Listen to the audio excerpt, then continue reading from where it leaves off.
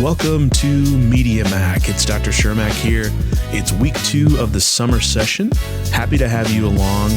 And week 2 is a big one for us. It really is. We are going to talk about 4 different media this week. All right, 4 of them: books, newspaper, radio, and music. And I'll create a through line or a couple through lines that will help us put these together. The week relies heavily on your textbook, your reading. So be sure to do that reading. There's a lot of excellent content in your textbook on these topics. The frame for this week that I've created is words. So think about printed words with books and newspapers, spoken words with radio, like I'm doing now, words that are sung, like music, right? And words in mass communication, these are words that are leaving one person's mind and reaching the masses, as always, which is what we talk about with mass communication. These media are all interconnected, each of them built on the one before it, that came before it, with the exception of books, which I call the first mass communication. More on that in just a moment. Each of them were accused of killing another. All right. People said that radio was going to kill newspapers. People said that radio was going to kill music as we know it, so on and so forth. And there's a bunch of other accusations we can get into as we move forward with other media this semester. One thing I want you to think about goes back to something we discussed on the first episode this summer, and that was Marshall McLuhan. Marshall McLuhan and his idea that the medium is the message. That is one of the ideas that carries through this entire week, in that it really matters how that message is being delivered in terms of the way that we interpret, the way that we decipher different messages. You can have the same type of words be delivered in different media and get a completely different experience from all those media. All right. So we'll come back to that idea quite a bit. Look, this is the summer. The summer moves pretty quickly and it's jam-packed, and we have a jam-packed week. We have 4 chapters to read, 2 discussion boards, a read and react assignment, and a quiz. But I know you can accomplish them. All right. I really do. I wouldn't give them to you if I thought it was not doable. So I'll go over all those details at the end, but it's just something to keep in mind as we work through things. Okay. I mentioned it a moment ago, and it's worth mentioning again. And that is that books are the mass communication OG. All right. They are the first. Everything that we discuss during this term stands on books. All right. Teaching you about books is a little bit like teaching fish about water. What do I mean by that? Well, books are actually so woven into our lives that we even forget about them as a mass communication, and maybe don't even think about them as being the first. And you might say, well, wait a minute, I'm not much of a reader, or, I don't look at a book anymore. I look at my tablet, so on and so forth. But what books did was they established knowledge in societies. All right. They established this country. Really, books are a story of democracy. Books democratized knowledge. Prior to books, most knowledge was wrapped up with the elite. Early books certainly were wrapped up with the elite and with the church, right? That's where a lot of that knowledge exists. So this idea that that creating books in a mass production way allowed for knowledge to be distributed throughout all different levels of society. One thing that I think is really interesting to mention about books, because it speaks to a pattern that continues to this day. Socrates, among many other great thinkers back in the day, feared books. Socrates feared literacy. He thought books would corrupt minds, all right? This is kind of the same energy like in my generation that grew up that said video games would make us violent. It's the same energy that is, AI turns you into a robot, that sort of thing. We have always had a fear of a new and emerging medium, and that continues, but it started with books, which I think is super fascinating. Just some highlights, history. Your book will cover this quite a bit, but you're reading a book about books this week. That's pretty wild, right? Pretty meta. Gutenberg, right? Johannes Gutenberg, 1400s, creates movable type. And the real development here was something known as metallurgy, which is kind of the science of metals.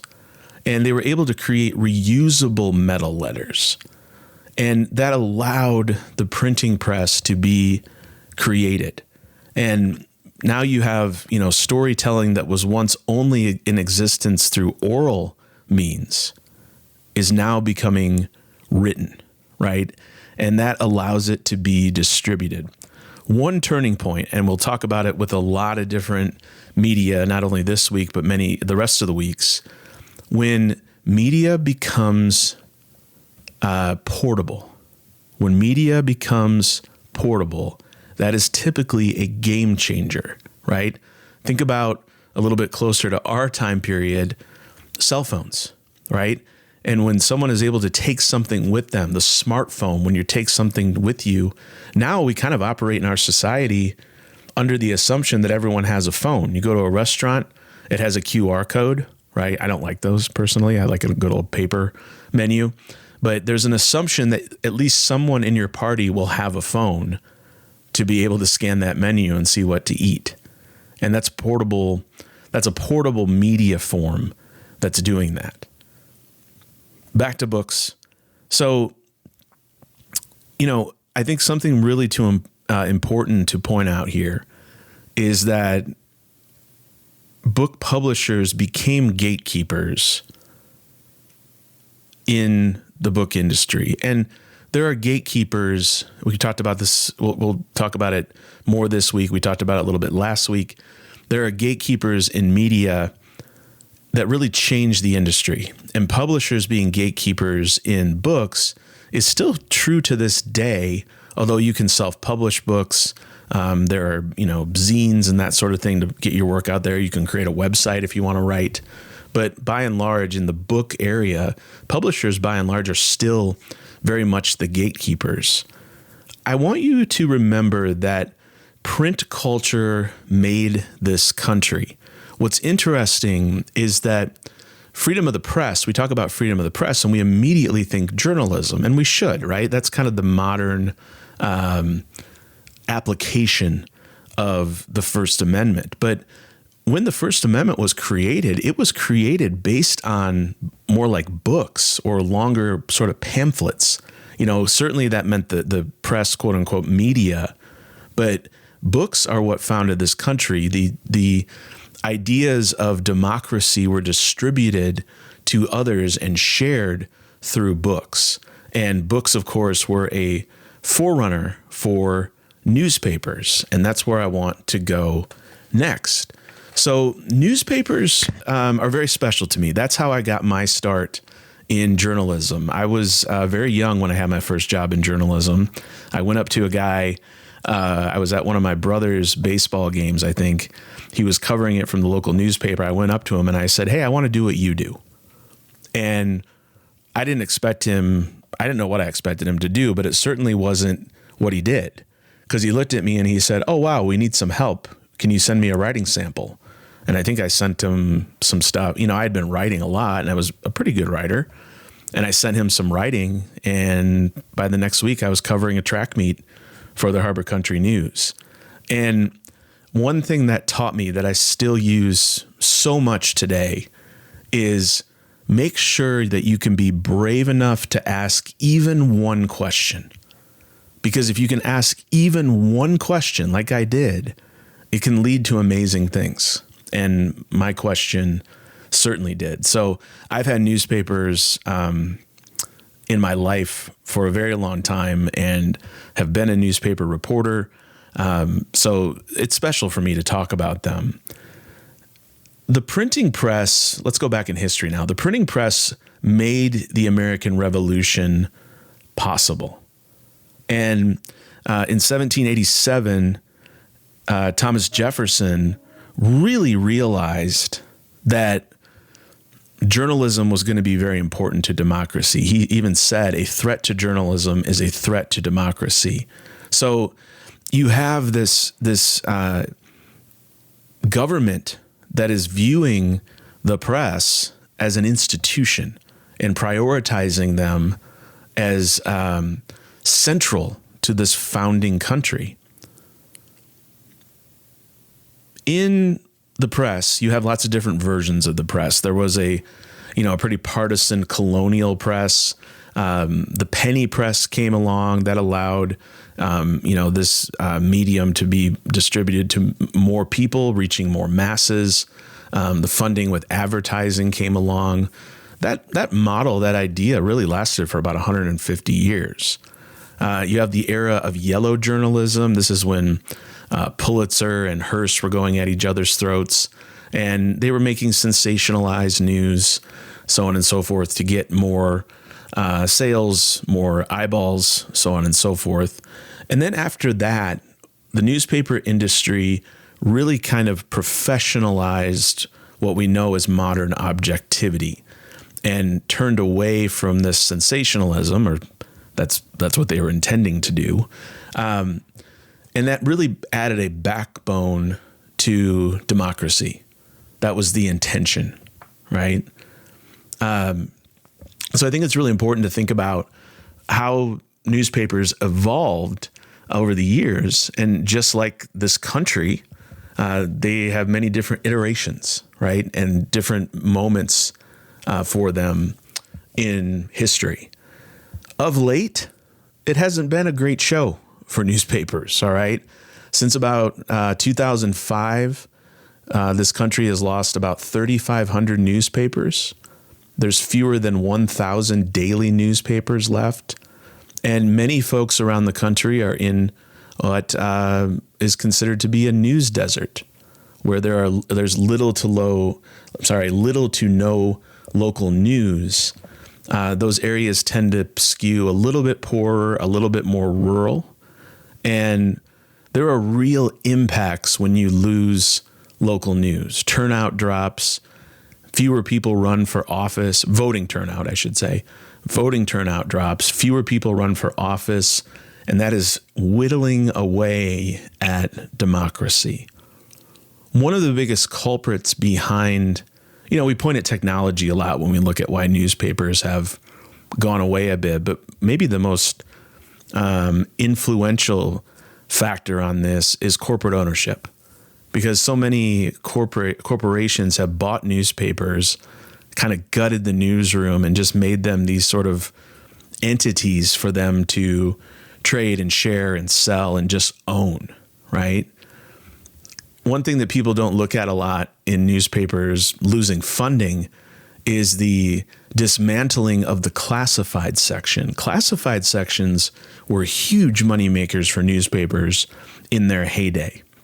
And you might be able to guess what really kind of killed the classified section. It was Craigslist. Craigslist came along as a website where it was easy just to list something you wanted to sell, whatever it is, and it was free and text-based, a lot like a classified ad. But classified ads were pretty expensive. And there was a time when it was the only place to go if you wanted to sell something. And then eventually you had eBay, right? eBay and, now Poshmark and all these other places. But that really hurt newspapers because that was a funding source for them. Newspapers, kind of turned the other way when the internet came around. I was literally in newsrooms where people said the internet's a fad and it's just going to blow over and we'll be fine. And that didn't happen. In fact, there was so much of that thinking that it ended up closing a lot of newspapers because they could not set themselves up to be successful in the internet age. One newspaper that did is the New York Times. The New York Times decided around 2012 or so to go digital first. They really said, We're a media company that happens to make a print newspaper. And this floored a lot of people. But it actually changed their entire approach to news and helped them survive, right? And I think it's really important to recognize that. It is not a perfect newspaper by any stretch of the imagination, but it has committed to digital, and it has a really successful digital plan right now. So what I think about newspapers, I think the future is local. It's one of the reasons I do what I do, which is I'm the faculty advisor for our student newspaper here at Cuesta College, the Questonian. And, you know, the future is local. There's a lot of digital only local newspapers that are starting up around the country that are very, very good. Certainly, everyone always asks me about the AI component. AI has been proven so far not to be very good at journalism, but it can be a good assistant. All right. It cannot be a replacement. We've seen some disasters already. I put my money where my mouth is. I'm a big believer in local news. I am a faculty fellow for the Center for Community News out of the University of Vermont. And so as part of that fellowship, we've created with the Questonian a partnership with the Slow Tribune. And we're going to be publishing stories in the Slow Tribune starting this summer and into the fall throughout this calendar year. If you are a Cuesta student and you're listening and you want to get involved, join the Questonian. Come check us out in the fall. It's Journalism 202 or Journalism 203.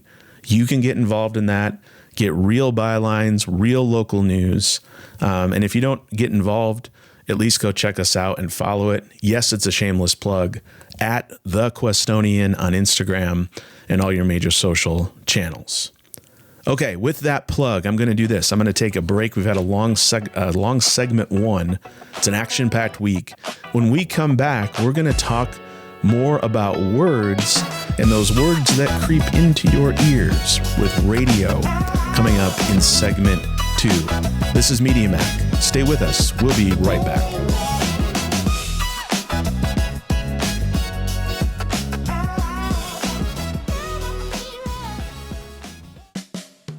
Stay connected to your campus. The Questonian has been Cuesta College's trusted news source since 1966. From breaking news to campus life, we cover the stories that matter to you. Follow us at The Questonian on Instagram, Facebook, and TikTok, or visit questonian.com.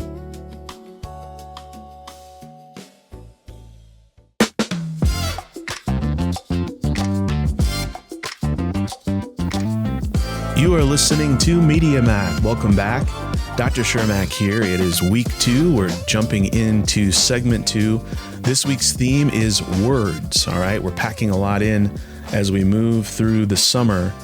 I want to get into radio. Radio is another outlet that is very, very special to me. I'll talk more about that as we go. But, you know, you're not listening to radio right now. This is a podcast, and obviously that isn't radio, but so much of the popularity of podcasting was born in radio. And I think some people forget, given all the hype around podcasting, and I think it's deservedly so. I mean, I liked it enough to create one for this class. Terrestrial radio that you hear through the air, is still a really big deal. About 82% of Americans 12 and older still listen weekly. Now, that definitely skews older. That is for sure. Radio has a fascinating history. It's really interesting. You have the whole thing between Tesla and Marconi. Some of you will read this in your textbook, but you know, it's fascinating how Tesla was really the first to create the wireless technology that led to radio. He had that in 1892. Marconi had money, he had connections, and ended up getting the credit, but not before Tesla was given the official U.S. patent in 1943, but it was posthumously, I can't say that word, 6 months after he died. I don't know, being right and credited is not really the same thing. It's kind of a bummer that he didn't he wasn't alive to know that he was officially credited as being the inventor of radio. Your first broadcast in the United States came out of Pittsburgh, which is a very historic radio town, 1920 KDKA. And within about 5 years, radio had reached the masses. That is like cell phone fast, about as fast as it took for cell phones to reach the masses. That's very noteworthy. That growth allowed for what we call the golden age of radio, late 20s, 30s, early 40s, when radio sounded very different than what you probably know it as today. There were a lot of variety shows on the radio, drama. You had FDR doing fireside chats, and you had a lot of the same voices on radio from coast to coast. I own a 1935 Airline, that's the brand, radio, and it has call letters on it from coast to coast. I bought it in Southern California, but it has call letters for New York and Pittsburgh and LA on it. And so there was a real national brand of this, and it was people really, really connecting to this across the nation. It was the forerunner of TV. It's what made people who were inventing and developing television believe that it could be successful. And so much of what we see in television was based on the structure of the radio. We'll get into television in week 3. A real seminal moment in radio happened in 1938. And this is the War of the Worlds. And what this was in hindsight, it's kind of funny, but it was kind of scary at the time. Orson Welles basically staged, he put on a play essentially on the radio, but he made it sound like it was an actual radio broadcast, and it was an alien invasion. And if you tune into it, at the very beginning, Orson Welles came on and said, this is a play, this is fiction, so on and so forth. But if you missed that part and you tuned in, it sounded a lot like a radio program. There was live music, and then that live music was interrupted. It was so powerful that people took to the streets. People were calling the police, asking about the aliens coming to invade. And what this did more than anything, and this is especially important for media research, what they call media effects research, how media changes people's behavior. It showed that when people trust a medium so much, it can actually push them into action. People were ready to defend their houses. They were calling the police because of something that came out of a box in their living room through a speaker. A really, really powerful moment. So you'll read more about that this week as well. I mentioned it a little bit in segment 1, but we talked about portability, right?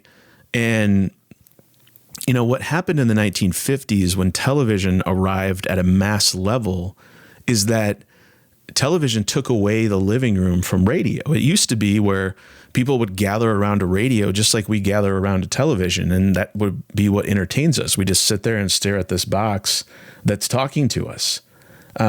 So, you know, that's kind of interesting in the sense that television just really quickly took over that entertainment sort of mechanism in people's lives. And there were a lot of people at the time that said radio is toast, right? And we've heard these claims with all different types of media throughout media history. But what made radio stick and what kept radio around was the transistor. The transistor radio developed in 1957 by Sony, and it made radio mobile, all right? So it was really the first medium that you could put in your pocket besides rolling up a newspaper or something.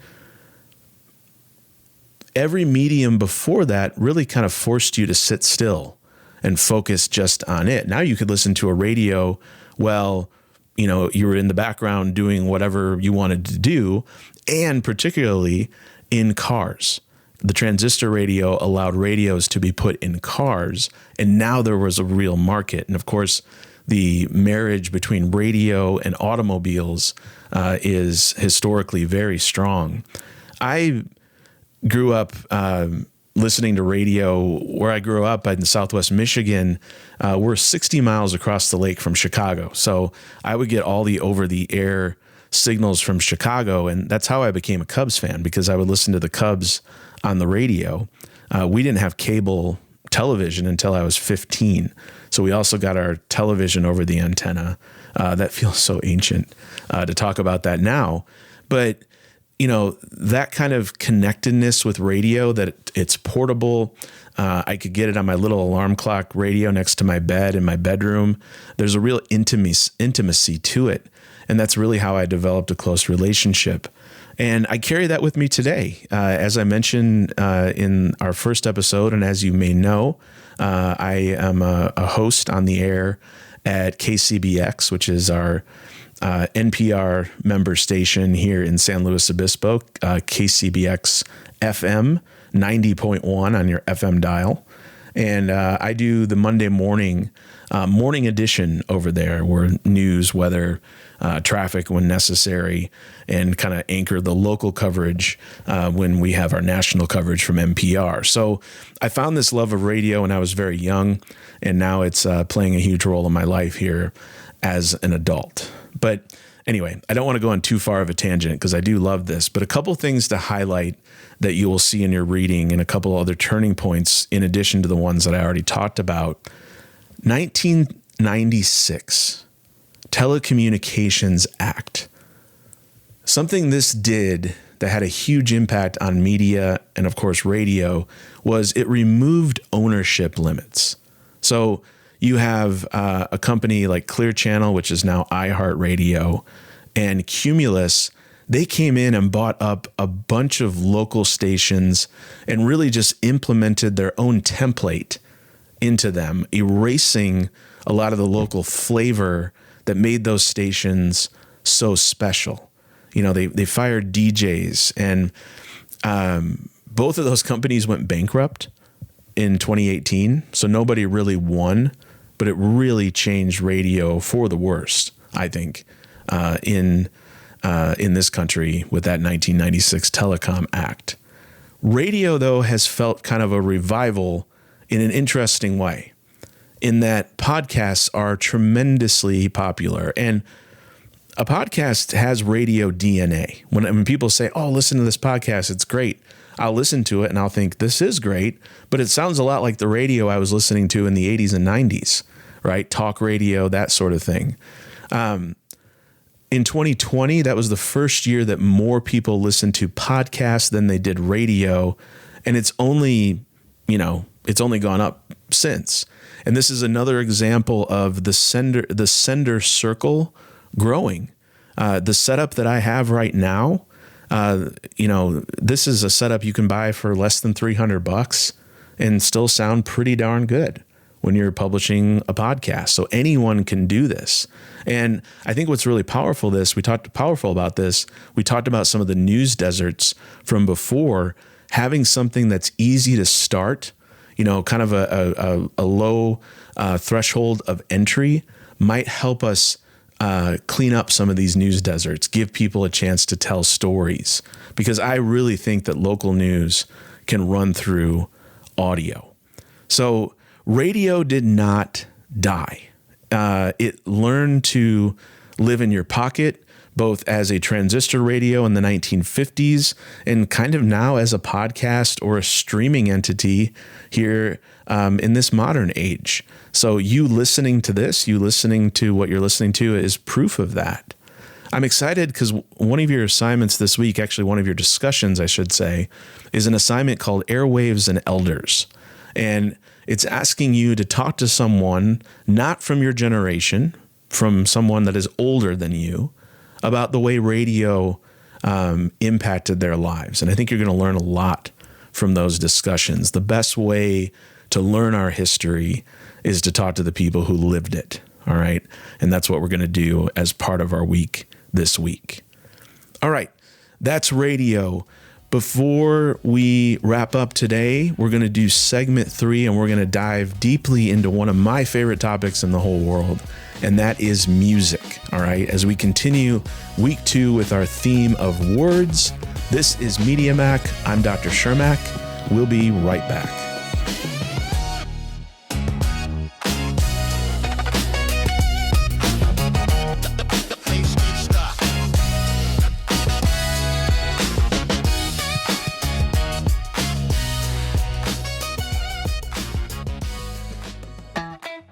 Want real journalism experience? Join the Questonian. Build your portfolio, develop professional skills, and tell the stories that matter to our campus. Enroll in JOUR 202 or 203 for 4 credits. Questions? Email thequestonian@questa.edu. The Questonian. Your story starts here.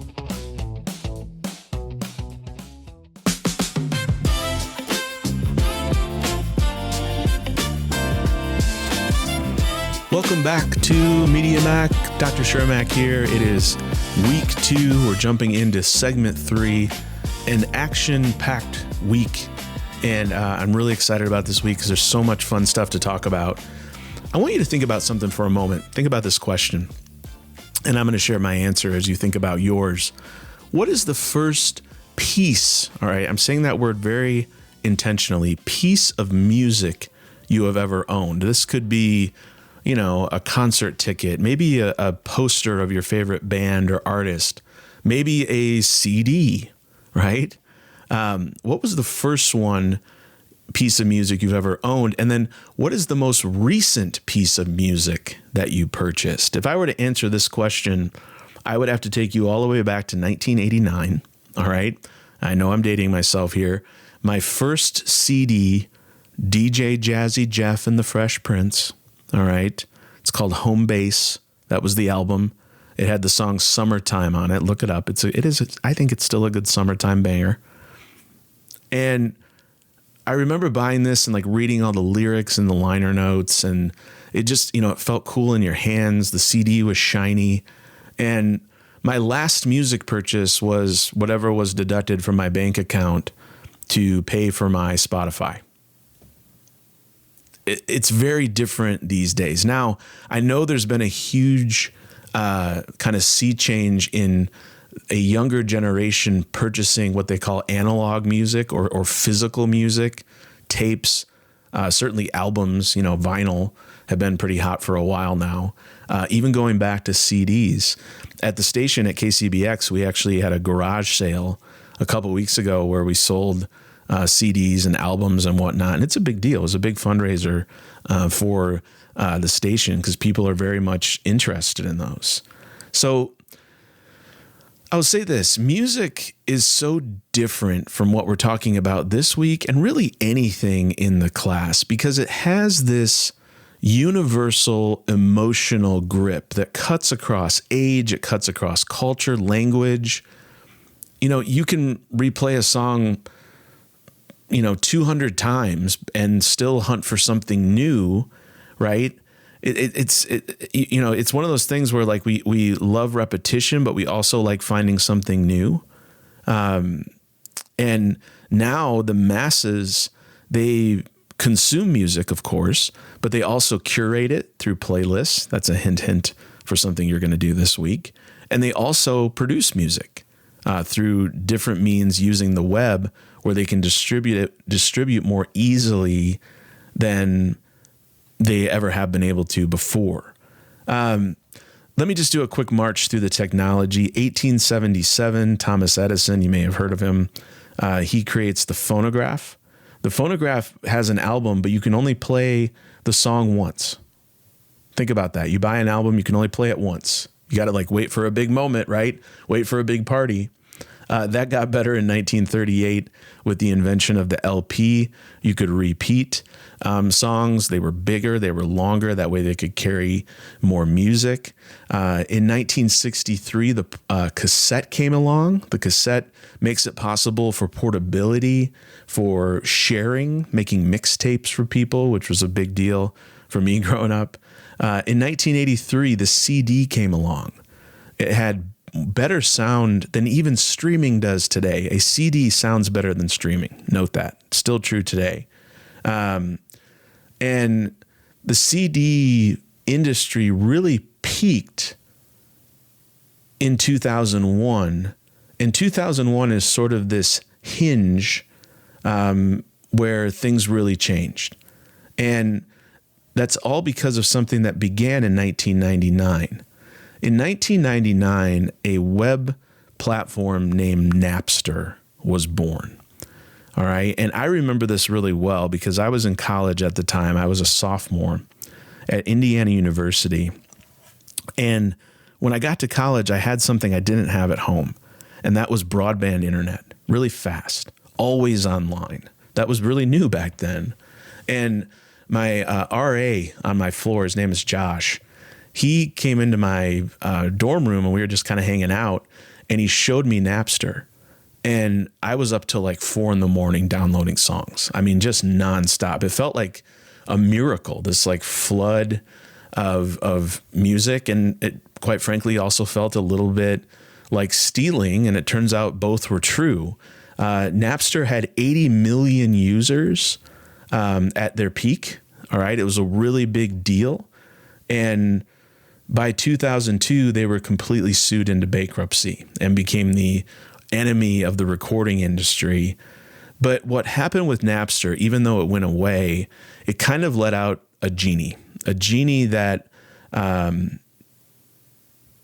really made it clear that consumers wanted instant access to music, and they didn't want to buy a 16-track album only to have 2 songs that they liked. That just wasn't a thing. And so the momentum from this actually kind of carried through with the iPod from Apple. When the iPod was invented, you had people with thousands, like myself, thousands of songs downloaded. And those songs needed a home. Sure, you could burn them on a CD, but that would take forever. And wouldn't you like to carry your entire library with you? The iPod allowed you to do that. Sound familiar? That's portability, like we talked about with the transistor radio, right? That's the portability of a book. Taking things with us as humans is a big deal in terms of our media consumption. And this really led to the streaming era. You had some early trailblazers, I'll say, in streaming. Pandora, one was, it was really popular. Then along came something like SoundCloud, and then Spotify. And you saw this real downturn in the purchase of physical music. And, I'll say it, Spotify is probably the marquee name here. 713 million users, 281 of those pay. That's a 40% conversion rate for paid subscribers, and that is absolutely unheard of in the freemium market. The placement where artists land in Spotify, that's their power.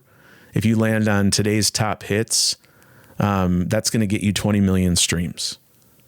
So people are pining to get those in.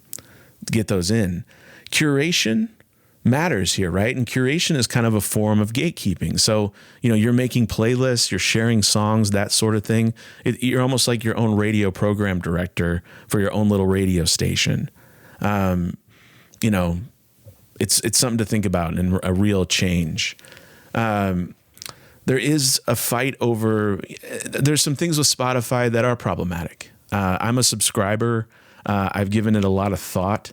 I like the product. The product plays a pretty big part in my life. But there's some Spotify issues, and I don't want to go without talking about those and sort of how they influence the way this class operates. So one of them is the pay fight, where how Spotify pays artists. Spotify reported that it paid $11 billion to artists in 2025. And half of that went to independent artists. But there are still some issues that are reported with that. For example, there's a band, their name is escaping me right now, but they're a Welsh indie band, and they were very open with their numbers from Spotify, and they get paid under half a cent per stream. So, a lot of this system is still unfair. And you also have to give some credit to Spotify for paying $11 billion to artists. So the fact remains here, if you want to make money in music, you have to be on Spotify. That's something that is pretty unavoidable. Not all artists are, but there's a reason why most artists are. And even if you are on Spotify and you're doing relatively well, that doesn't necessarily mean that money is going to cover rent. Another issue came up in late fall of 2025 on Spotify when Spotify ran ICE recruitment ads that included some language that described people as, quote, dangerous illegals, unquote.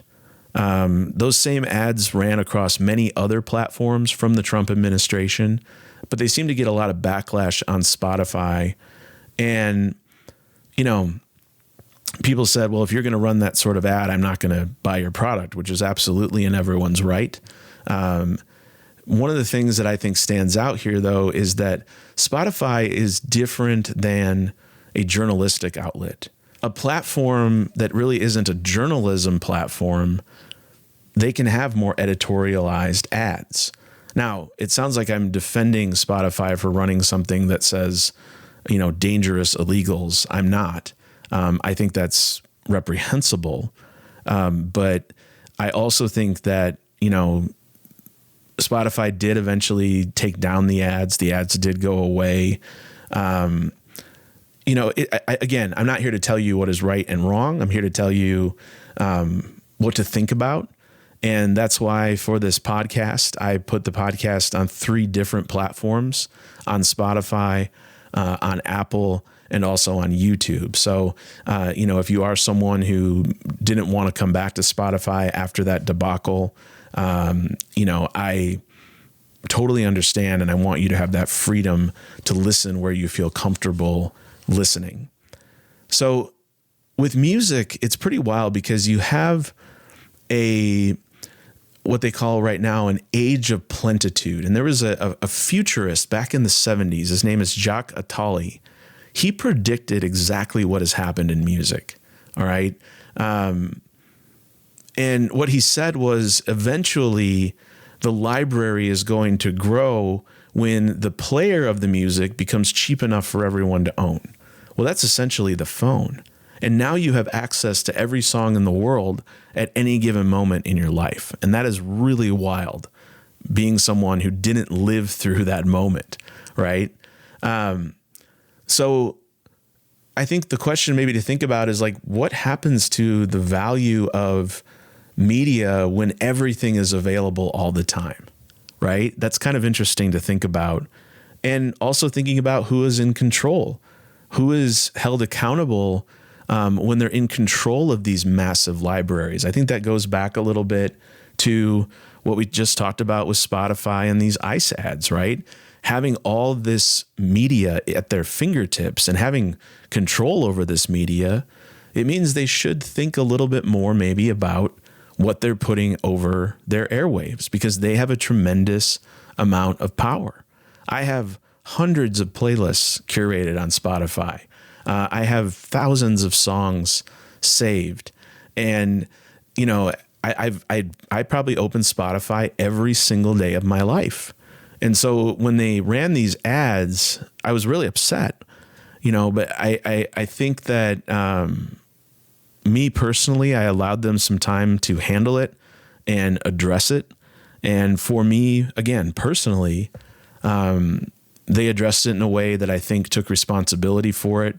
And there hasn't been any issues that I know of since. And certainly, let me know of those if you know of them. But again, having that much control and power, it does take an extra level of ethical responsibility when you're in that mix.